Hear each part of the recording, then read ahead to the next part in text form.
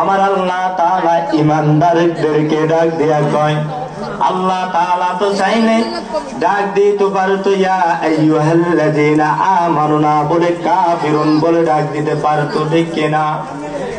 ইমানদারদেরকে আল্লাহ কেন ডাক দিছে জানো? আমার আল্লাহ তাআলা কয় ইমানদাররা তো একমাত্র আমার গোলাম, আমার বান্দা।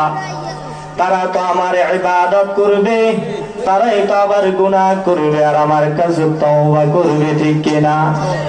বেঈমানরা তো গুনাহ করতে করতে সারা জীবন তার জীবন গুনার ভিতরে কাটাই দিয়েছে। সে তো আল্লাহর কাছে তওবা করবে না, কারণ হলো সে তো আল্লাহকে মানে না, ঠিক কিনা? আল্লাহকে মানে কারা? আল্লাহকে মানে ইমানদাররা, ঠিক কিনা? বেঈমানরা কি আল্লাহ মানে? বেঈমানেরা আল্লাহকে মানে না। বেঈমান মনে করে আসমান এমনিতে হয়ে গেছে, বেঈমান মনে করে জমিন এমনিতে হয়ে গেছে, পাহাড় পর্বত মনে হয় এমনি এমনি হয়ে গেছে। আল্লাহ তাআলা কয় না, আমি আল্লাহ আসমান বানাইছি, আমি আল্লাহ জমিন বানাইছি। ও বেঈমান ভালো করে শুনে নাও, তোমাকে যিনি বানাইছেন তিনি হলেন একমাত্র আমার আল্লাহ, আর কেউ নাই, ঠিক কিনা?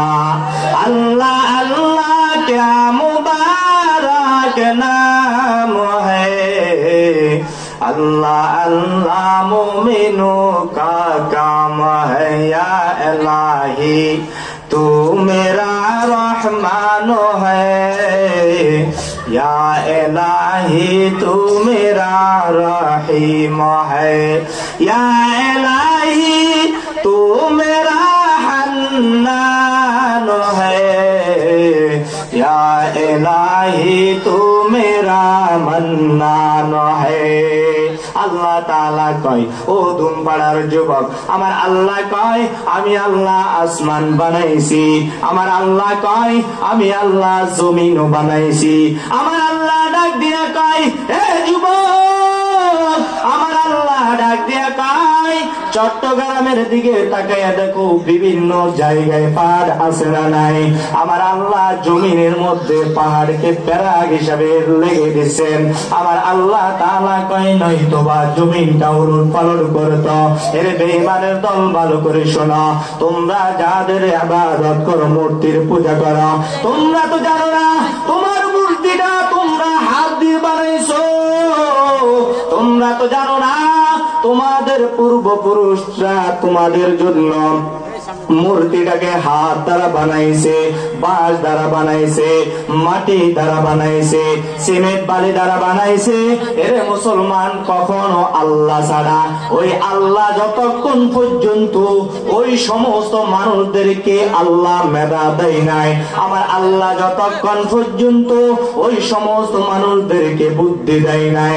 এরে মুসলমান ইমানদার, জবাব দেন, আমার আল্লাহ তাআলা যদি মানুষদেরকে বুদ্ধি না দিত, বলেন তো দেখি মূর্তি বানানোর ক্যাপাসিটি থাকতো? কথা কন। হাত দ্বারা যে জিনিস বানাই ওই জিনিসের ইবাদত কি কখনো করা যায়? এর মুসলমান ইমানদার ভালো করে শুনিয়ে নাও, এর ইব্রাহিম আলাইহিস সালাতু ওয়াস সালামের জামানায় এর মুসলমান তখন থেকে মূর্তি পূজাটা বেরিয়ে আসলো।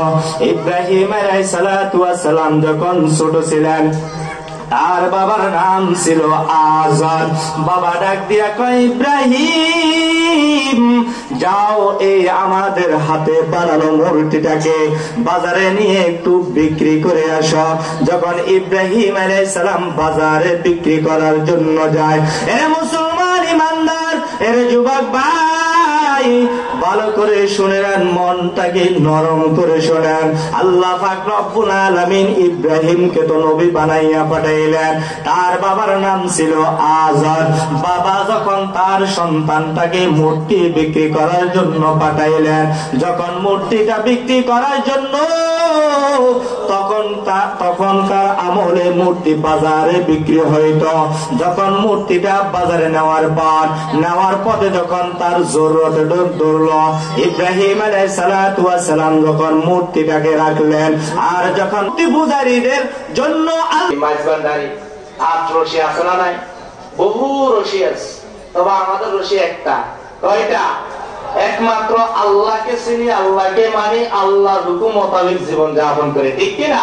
কোন রশি 8 রশি 10 রশি কোন রশির কি নাই? তাই কথা কন, কোন রশির খানা?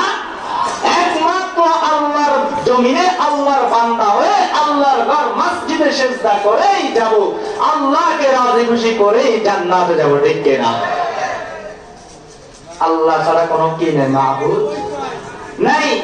আল্লাহ তাআলা কয় যারা আমার সাথে শিরক করে তারা হলো মুশরিক, আর মুশরিকের জন্য জান্নাত কি? জাহান্নাম।